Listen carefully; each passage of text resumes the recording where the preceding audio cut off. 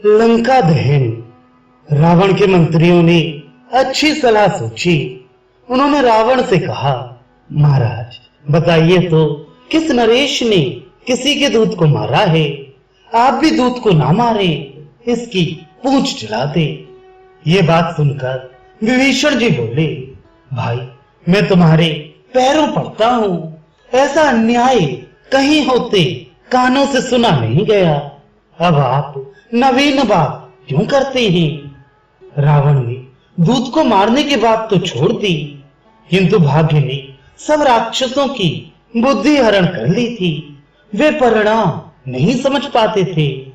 वे अत्यंत आतुरता पूर्वक दौड़े और सन, सूत, रेशमी वस्त्र एवं चिथड़े सब लाकर हनुमान जी की पूंछ में बांध दिए। उन लिपटे हुई रुई आदि को तेल से भिगाकर उसमें अग्नि लगाकर वे श्री हनुमान जी को भस्म होते देखना चाहते थे। यह देखकर हनुमान जी ने अपने मन में कहा, भगवान ने इन्हें अच्छी बुद्धि दे दी। श्री रघुनाथ जी का लंका नष्ट करने का काम अब मैं करूंगा। राक्षसों ने हनुमान जी के बंधनों को तोड़कर तथा झुलसने के भय से मुंह फेर कर अग्नि प्रज्वलित कर दी।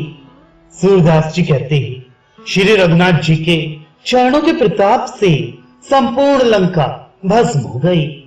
रावण के मंत्री परस्पर सबसे उपाय पूछते हैं और कहते हैं, महाराज रावण ने हम सबसे सलाह मांगी है कि ये बंदर कैसे वश में हो। उस पापी रावण ने हनुमान जी से कहा, अरे मंदबुद्धि, चल तो क्यों व्यर्थ में तंग करता है?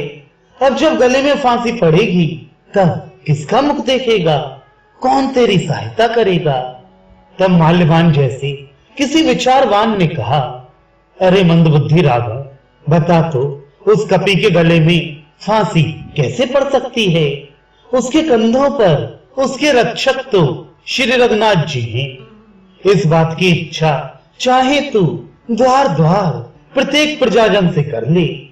नगर के सब राक्षसों को इस कपी को पकड़ने में लगा दे, परंतु यह तो एक ही बंधन से भली प्रकार मिल सकता है। यदि श्री जनक नंदिनी की शपथ इसे दिला दे। तात्पर्य यह है कि श्री जानकी जी की शपथ देकर ही इसे पकड़ सकते हो, बल से इसे पकड़ा नहीं जा सकता। इधर दूसरी ओर अशोक वाटिका में श्री जानकी जी से सवेरे आकर किसी ने कुछ कहा कि उस बंदर को तो लंका नरेश ने पकड़ लिया और दुख दिला दिलाकर उसे मार रहे हैं। बीच बीच में लोग उसकी पूंछ में रुई लपेटकर तेल से भिगोते हैं, परंतु आश्चर्य है कि पूंछ का अंत नहीं पा रही हैं। राक्षसों के लिए तो इस प्रकार बंदर को जलाना एक खेल मिल गया है। यह सुनकर श्री जानकी जी ने संकल्प किया, यदि कभी श्री रघुनाथ जी के प्रति मेरे मन का स्नेह टूटा ना हो तो अग्नि जल के समान शीतल हो जाए, कपी का अंग ना जले। अग्निदेव कुछ तो श्री रघुनाथ जी से डर गए, कुछ हनुमान जी का दबाव था, क्योंकि उन्हें भस्म न करने का वरदान वे दे चुके थे और श्री जानकी जी के श्राप से भी वे भयभीत हो गए। अतः हनुमान जी के ऊपर अपनी उष्णता नहीं छोड़ते थे। कुछ श्री रघुनाथ जी ने दया की और श्री जानकी जी का सतीत्व सहायक हो गया। इससे हनुमान जी की पूंछ नहीं जली। लंका में चारों ओर घूमते हुए पूरा नगर उन्होंने देखा और जलाया, किंतु उनका एक रोम भी नहीं झुलसा। रावण ने उनसे पूछा, कपी तू यहाँ किस लिए आया? किस कारण से क्रोध में भरकर प्रत्येक घर को देखता घूमता रहा? श्री हनुमान जी ने कहा, श्री जनक नंदिनी जी का पता लगाने के लिए प्रभु ने मुझे आज्ञा दी थी। लंका नरेश, कौतूहलवश मैं तुझे देखने यहाँ आया हूँ। राजा रावण ये बात कान से सुनकर क्रोध से जल उठा। विकराल नेत्र करके उसने हनुमान जी को मारने के लिए अपने हाथों से ही मुदगर उठाया। तब विभीषण ने प्रार्थना की, ऐसी अनुचित चेष्टा नहीं करनी चाहिए। दूत को प्रत्यक्ष मार देने पर युग युग तक आपको गाली मिलती रहेगी। तब रावण ने पूछा, पवन कुमार सच बता, तेरे समान कितने योद्धा रामचंद्र के पास एकत्र हुए हैं। राक्षसों, इसका कंठ खोल दो, इसे श्वास लेने दो, जिससे यह उत्तर दे सके। सूरदास जी कहते हैं, तब हनुमान जी ने कहा, प्रभु के सेवकों में मैं सबसे छोटा तथा पुरुषार्थ और बल से रहित हूं। अपने सेवकों में सबसे छोटा समझकर प्रभु ने मुझे यहाँ आने की आज्ञा दी है। 18 पदम सेना में उन प्रभु का ही बल तथा उन्हीं की मर्यादा है। पूरी सेना प्रभु के बल से बलवान है और उनके पूर्णतः नियंत्रण में है। अब विवाद की क्या बात है। रावण तू सब सेना को अब देखेगा ही। श्री हनुमान जी ने सोचा, लंका दुर्ग को आज जला दूं, जिससे रावण कुछ तो भयभीत हो जाए। नहीं तो श्री जानकी नाथ का सेवक मैं यहाँ आया था, ये कोई कैसे जानेगा।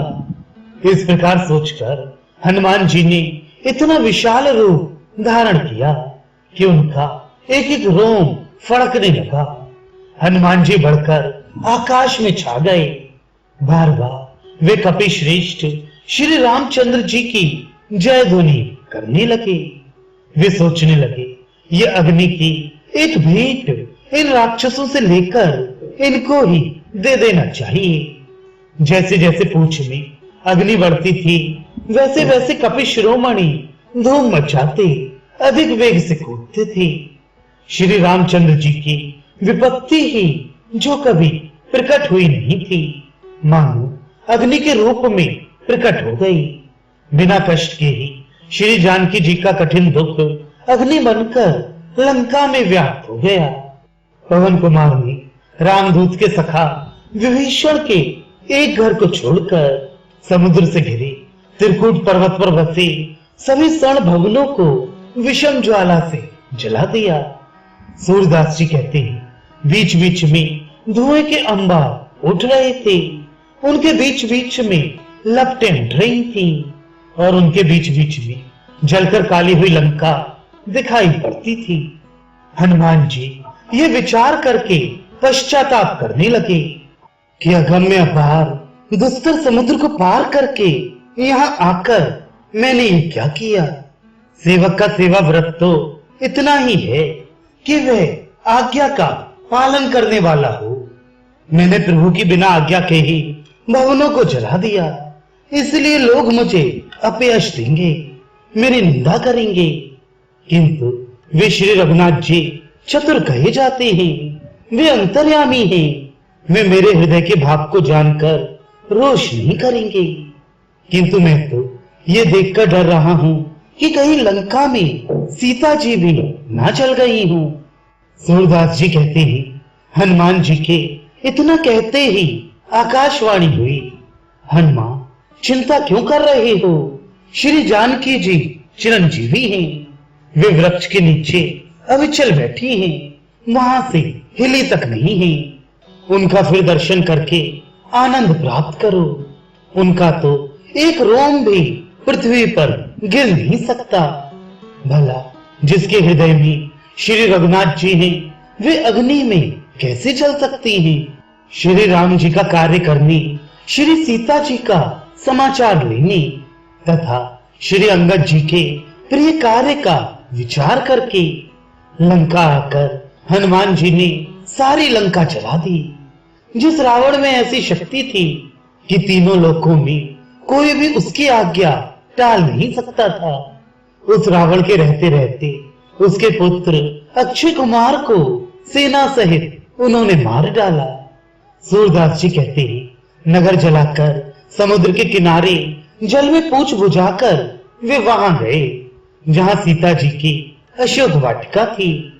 दंडवत प्रणिपात करके प्रेम से पुलकित होते हुए बोले, श्री राम के प्रियतमी जानकी जी, आप सुनिए, आपके ही तेज और प्रताप से आपका ये अशोक वन का भवन बच गया है।